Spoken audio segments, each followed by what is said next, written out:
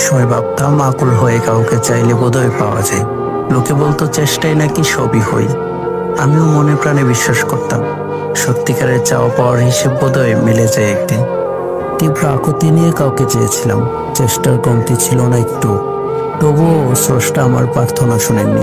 পৃথিবী আমাকে শূন্য হাতে ফিরিয়ে দিয়ে শিখিয়েছিল অনেক কিছু। আমরা এমন মানুষের কাছ থেকে কিছু একটা পাওয়ার আশা করি যে মানুষটার আসলেই কিছু দেওয়ার ইচ্ছে নেই।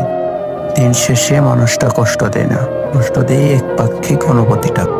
যে মানুষটা কখনোই আসবে না, তার জন্য বেকুল হয়ে করা অপেক্ষার কোনো শেষ নেই। আর যে অপেক্ষার কোনো শেষ নেই, সে অপেক্ষা শুরু করাটাই ছিল ভুল। ভুল মানুষের জন্য অনিঃশেষ অপেক্ষাটা যত দীর্ঘ হয়, কষ্টের তীব্রতাও ততই বাড়তে থাকে।